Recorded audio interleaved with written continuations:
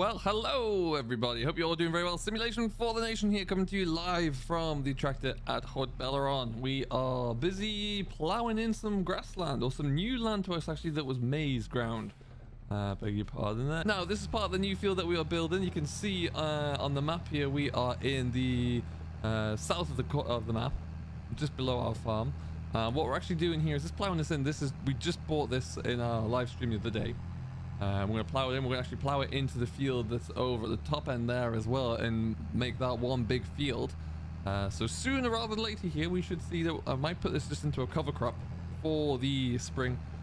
And then we will get it into whatever we're going to plow into the, drill into the wheat field over the hill there. But for right now, what it does mean is that we just need to get this all plowed over. You can see we put a nice big hedge line down that wrong side. Costs about 15 grand. And we've got a little bit more work to do with the fence up this way, put some trees in and then merge, figure out what's going on that side as well, all of which will be done sooner rather than later. Now, a couple of updates. By the time you see this video, yesterday you would have seen a video coming out with regards to how you can increase the density of your crop textures. If you'd like to have a slightly more realistic version of Farm Sim here, where you have oh, I missed a huge big strip there, I wasn't concentrating. I'll have to come back and get that.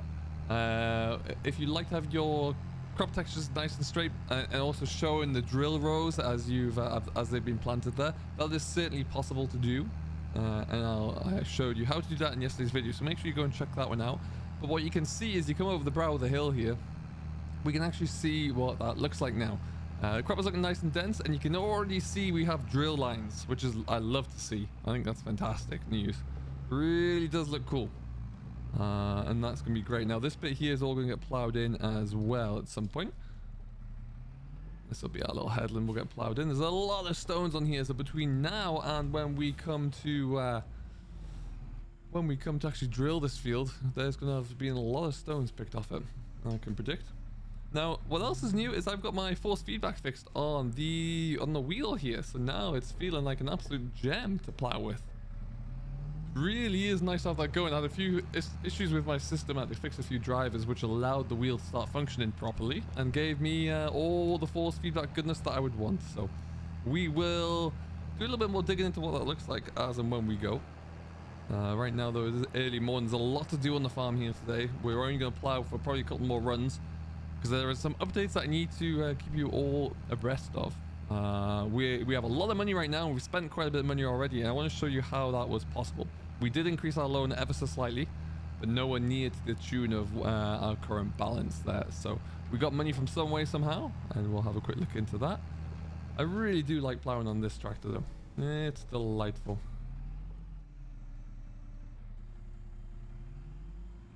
And back around we go. Plow's getting a little bit of wear on it, which is always cool to see. Really does look good when that starts to, the paint starts to fleck off there. Okay, so I hope all is well. It's now just over a week since Farming Simulator 22 has dropped, and I saw a tweet the other day that suggested that there are more players on Steam playing FS22 than there are Battlefield 2042. I think that's incredible news. I really do think that's awesome. Really, really good news for Giants there for their first independent launch. I think this has been brilliant. So hats off to them and to all of the team for getting everything out in relatively easy and pain-free fashion there, I would have to say. Only a few small little features and issues that would like not even a change, just a bit of a touch-up. But otherwise, yeah, I think it's been good. Really, really good. So what I think we'll do, we'll come back to this in a moment. Just want to have a bit of a walk through the rest of the yard. It is February now. We've still got productions coming out of coming out of everywhere, really. I'll show you what that looks like in a moment. But what we do need to do, this, as I mentioned last time, this is going to be a continued hedge line all the way down there. And then, which allows this field here is going to be a grass field. So what we might even do is plow this track in when we're ready to go. Because we can definitely do that. But what we'll do for right now is come down to here. We're going to go to construction once again. We're going to go to decoration and all the way along to our favorite line of hedge. I want to stick you about there. We've got, it's a slightly higher hedge there. There you go. Perfect. Now, this is quite expensive to get this all done, but I think it's worth it. And because we've got this arrow straight road going all the way down here, it's nice and easy to get it into place. So we're going to stick you about there. like so. 24 grand to that, 23 grand, sorry. And then you got the hedgerow, so now you can see one continuous field eventually when we get this all plowed in. I might even leave this little grass border up the side here just to have it. And I think that'll be pretty cool. But yeah, ultimately, this field will get plowed in as well, this track here, when we're all said and done. And that'll be nice as well. But yeah, it's coming together very, very nicely indeed. And the reason all this is coming together is because of a comment. Now, I've since been back through to try and find said comment from a viewer. It has disappeared, unfortunately. However, the comment said, so thank you to whomever suggested this, that if you sell the farmhouse on Haut Beyleron, it may actually get rid of all of the little curbs on the yard. And they were right. All the curbs have gone. We now have a curbstone-free yard, which is brilliant. We also have, as you can see, this is something we're going to have to come and look into.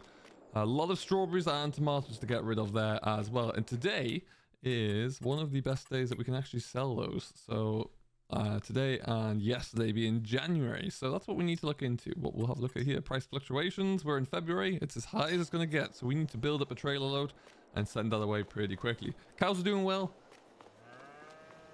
But the main thing I want to show you is we got rid of the farmhouse. It is no longer there, which is great news for two reasons. One, it gave me a yard without the curbstones in, which I was desperate for. But two, we sold it for £175,000, which allowed us to carry on with our development. But also, we had a little bit of a space to fill here, so I filled it.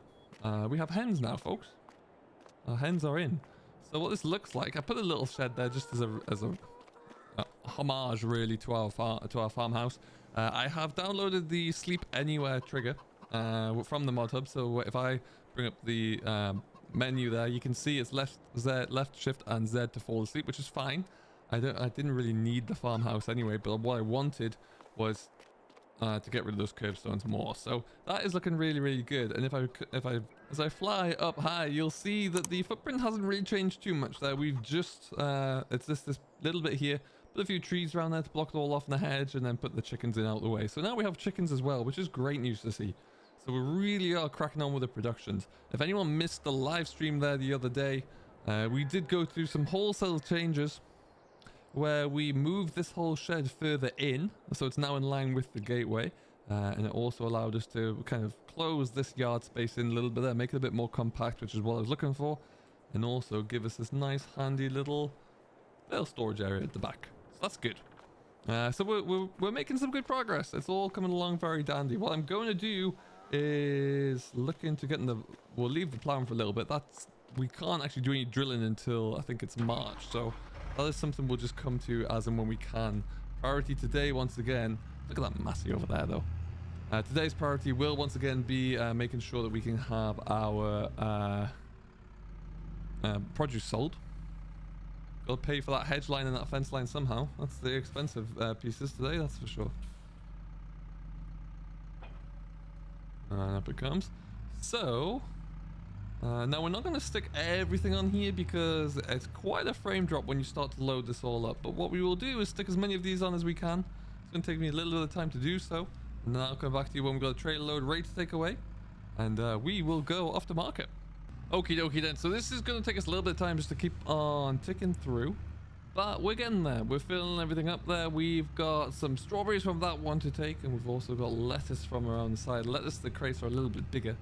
So we might have to get on with the telehandler there. But as you can see, we're all coming together. Now what I am going to try and do is save as much as we can.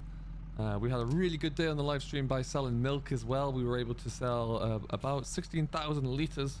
So the cattle are starting to pay for themselves there already, which is great because I want to, well, we've got a baler, but we have no means to make mow any grass. We have no grass yet anyway, but we'll get that sorted.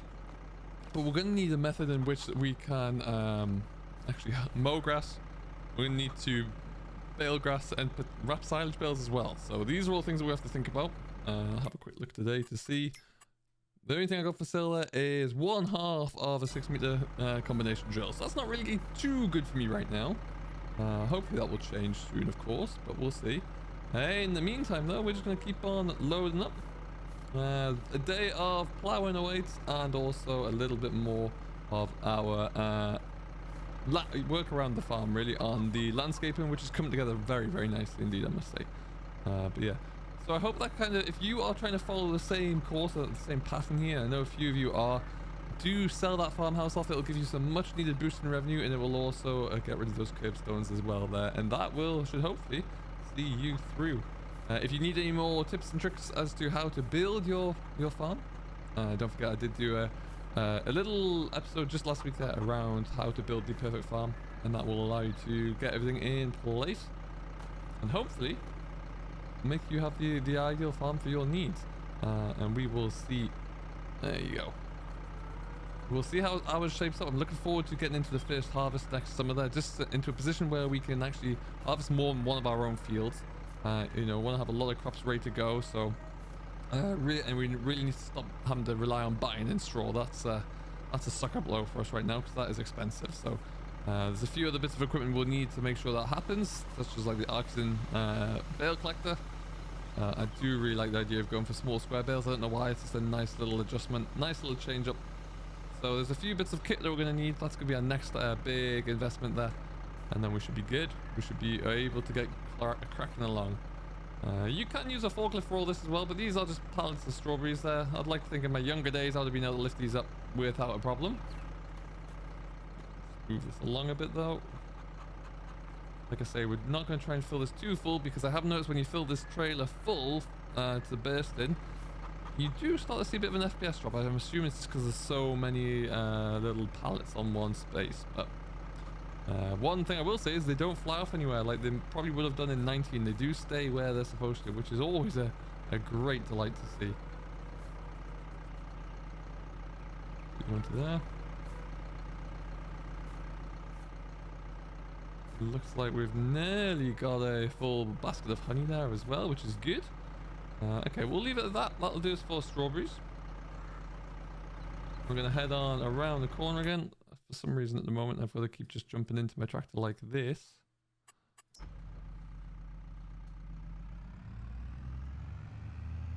going to have to play around with my force feedback, because it's great to start with and it gets very, very strict and very tough to maneuver. So maybe my settings aren't quite right. Now, because I've been looking to get find a way to have a workshop in here, could never really find what I wanted or what would fit my requirements. So we've got one now. Ooh, what did we just hit there? Cracked off the fence post. We have got this guy. We've got this guy right here. This is a placeable trigger, so it does everything you need from a workshop without having to have that actual big building of a workshop here. So this is great. Love this. It fills up the space nicely as well. Gives me something to use this for. Now, am I going to be able to lift these up here? Oh, look at that. Hashtag realism, folks. Alright, so we'll get these ones loaded up. We're going to go away to market there, and that will be a good start to the day. Allow us to get cracking along a little bit. I'm going to spend half an hour or so on the plow after I get this done, just to keep ticking that through. Really enjoying just spending time working in the fields on FS22 at the moment. Spent a lot of time in stream yesterday with the huge Gaverneland plow, which is just a beast of a thing to operate. If you haven't done so yet, start up a new game save and just give that thing a go. It's phenomenally impressive. So we did that, and then yeah, once that is all done dusted, we will be looking to continue with Elm Creek in a similar sort of fashion. So everything is coming up Millhouse at the moment, and we hope that will continue. Still a few mods coming out, but nothing that we need.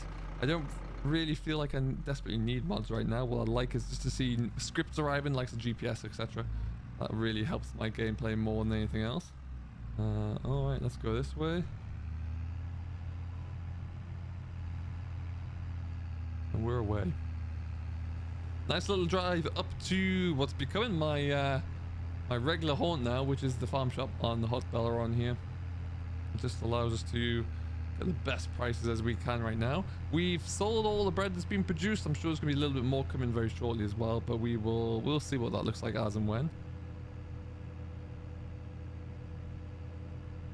Yeah, I would love to know if you are currently playing with force feedback. Do let me know what you think of it, what settings you have your wheels set to there, how tough it is as well.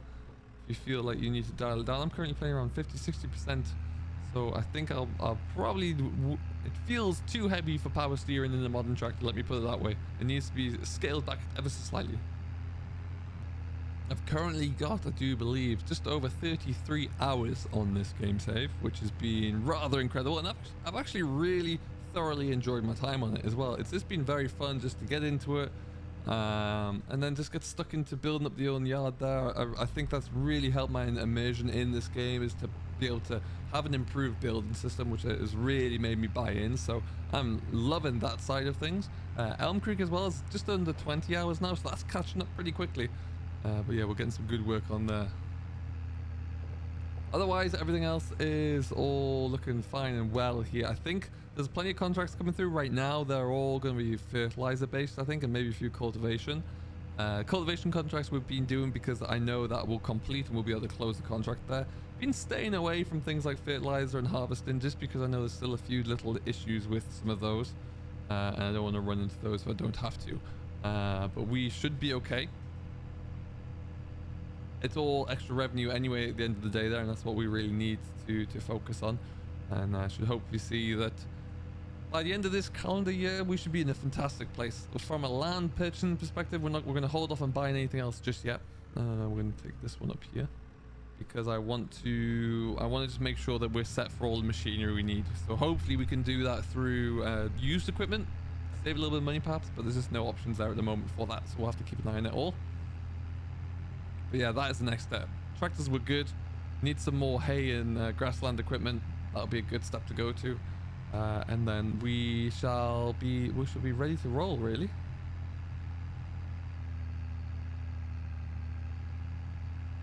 Ooh, up the hill. I think as well we're already at our capacity for our cattle, so we won't be getting any more numbers from a cattle standpoint, which is not a bad thing because it can allow us to control how much fodder we need to collect for them all. But I don't want to have to buy any more bales in because it cost me 16 grand to buy 8 silage bales and 8 hay bales. That's a large number that I don't really want to have to replicate. But we're going to zoop into the store up here. We've got 3.5 hours on this voucher, and I'm fairly sure most of them are just carting things from A to B. Okay. We're gonna zip around. Yeah, this force feedback definitely feels like it's set from not even an old tractor without power steering, because even some of those that I would drive would, once you get moving, it's a lot easier to steer. It's like trying to parallel park a car which doesn't have power steering in it. That's what this is like at the moment.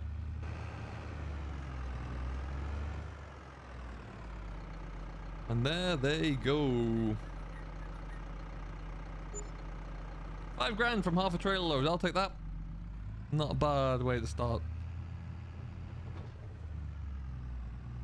And with that, we're going to head back down to the yard and we are going to continue. So, if you have liked what you've seen and you have any questions about the progress we're making here at the yard, I know, like I say, many of you are trying to build a similar sort of yard there. Do let us know in the comments and I will answer where I can.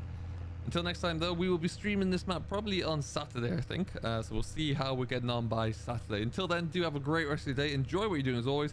I have been Simulation for the Nation, and we'll see you in the next one. Catch you later.